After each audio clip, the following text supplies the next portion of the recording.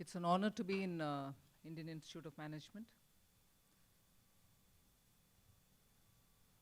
Of course, I feel too self-conscious with my pictures at the back. Never had that situation before.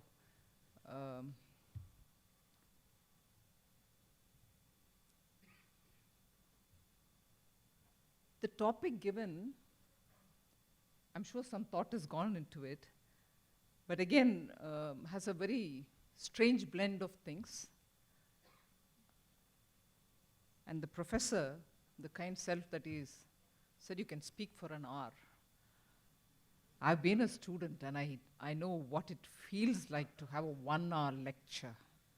So I asked him if I have the liberty to amend his instructions, and so I'll be very brief in my introductory remark.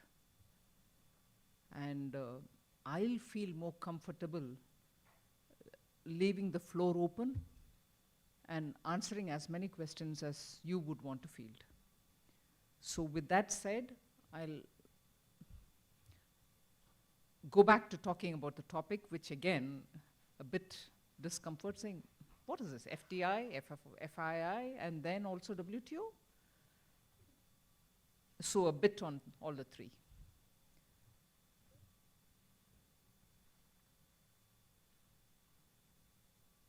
A very significant change in the rules was made sometime in July of 2015, which, at least for the purpose of investment, removed the caps which existed between the various categories of investments one can make in India. So if you were earlier doing FDI, you would only do it up to a certain percentage.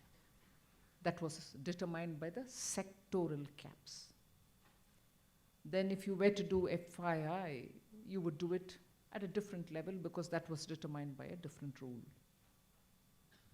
And so with FPIs, and so with any other form of investment which an investor living abroad would want to do. And this had led to a lot of confusion. And in an era where we are trying to open up and simplify processes, we thought it was first necessary to remove this anomaly between one category of investment and the other. And therefore, a composite cap situation was created whereby whatever be the category in which you would want to invest, the cap which is decided as per a policy would determine it, rather than whether it is one for FDI, another for FII, a third one for something else. So, in spite of having the categories, even now, because of the composite cap situation which was brought in July of 2015, the difference in the investment pattern will no longer give anybody the comfort or the confusion about how much can he or she invest. I'm going backwards.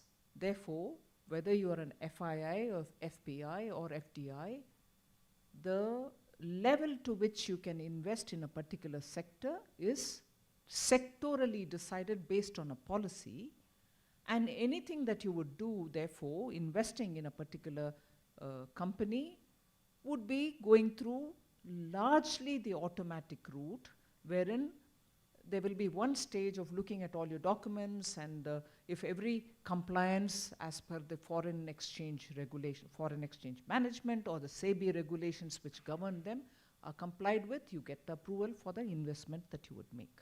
So that's how simplified it has become. Now, therefore, talking about FDI, FII, to me today will be reduced to which sector do you want to come in, irrespective of whether you're an institutional investor or a direct investing individual or a corporate entity, this is how far you can come.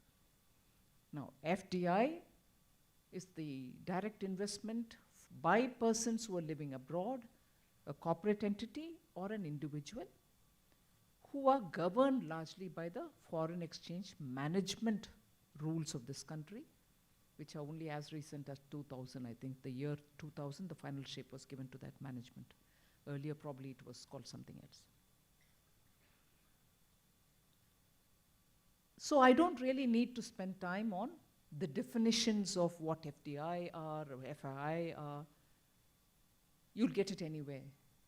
But what this government has done is to only make sure that the gray area that exists between one and the other type of investment is no longer prevails, and there is a simplified approach to investments which are received by companies. Now, what is the position of FDI which is being received by us? I'm glad to say that from among the countries which normally do keep a monitoring of FDIs which are flowing into their countries, we seem to have received the highest amount in the last fiscal. Something in the range of 29.6 billion US dollars.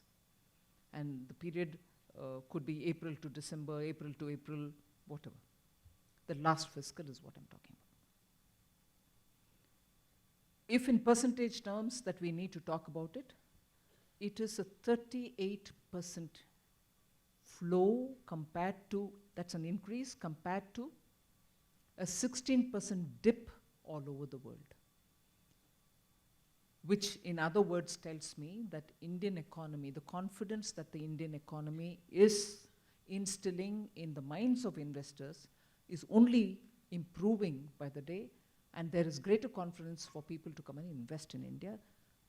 Largely individual and trust and other corporate entities are coming in. Now, where is this money coming in?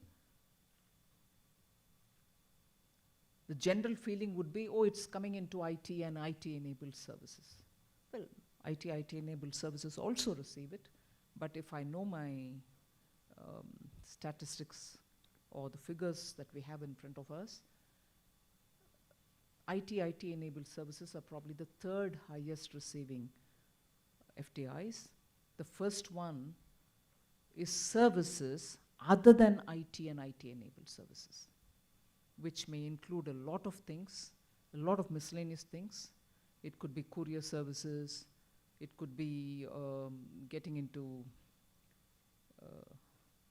services which are partly related to logistics, retailing, and so on.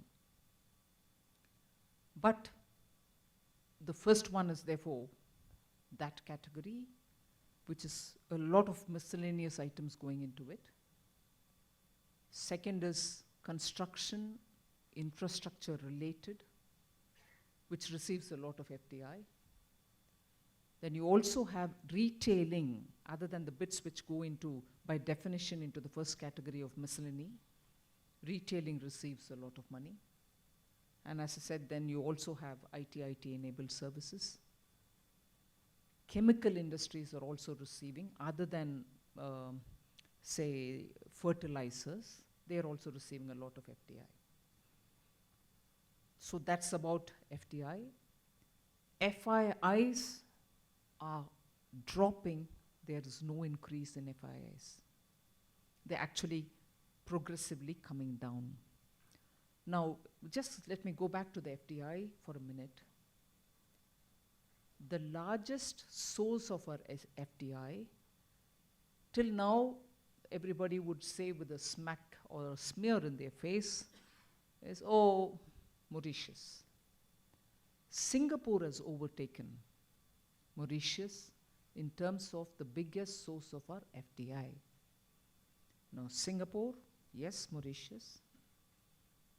Then you also have US, Netherlands, and countries like that, Germany, Japan, at different levels. They are not really, the difference between each one is not just proportionately lesser, sharp difference between one and the other. So your FDI picture is fairly simple and straightforward. FIIs, I said, are falling.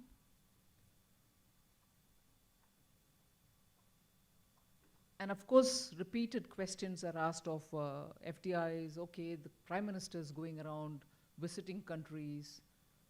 Are you receiving any investment from these countries? Yes, we are. And there are very big ticket offers. They are, you may say, show me where they are. They are plans, they are getting grounded.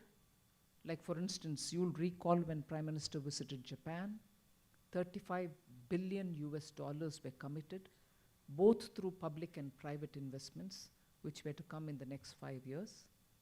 And Japan, you know, has taken a lot of interest in participating in the corridor projects. The Bangalore-Mumbai corridor, they are showing a lot of interest in wanting to participate in either creating industrial hubs or being part of the industrial corridor itself. Other than that, they are also interested in participating in the smart cities that we want to build.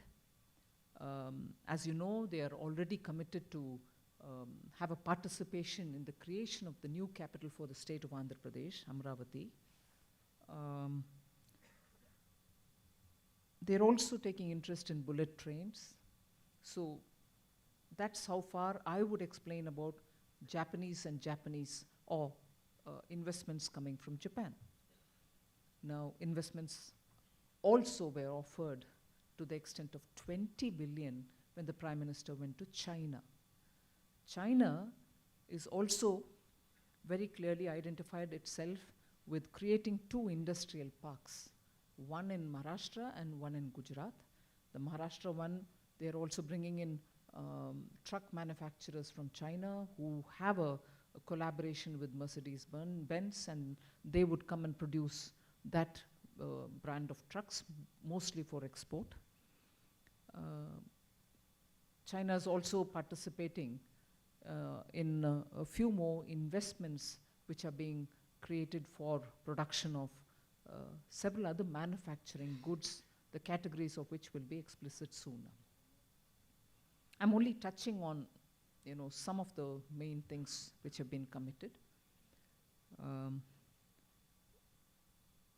US has come up with not a very big public spending. It is about $5 billion US dollars, but specifically tailor-made for different projects, which will help in greater interaction between the American and the Indian businesses.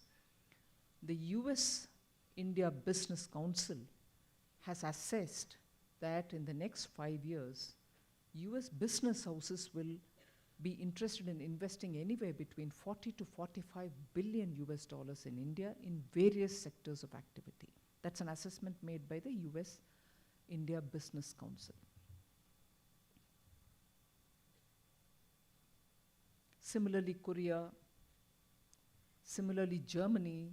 Germany openly did talk about helping us with railways, bringing in technology with the, with the maintenance and the rolling stock, improving the efficiency of railways and so on. France has committed itself for development of 2, in fact 3 smart cities in India. Nagpur and Puducherry were 2 towns in which they were interested in. So if I go on, there are specific commitments given by countries where the Prime Minister did visit, and a complete list is available. Other than this, big companies have stated, whether it is Foxconn or SoftBank, they've come up with list of things that they want to do. About the investment figures that they've given, there is a whole list of it.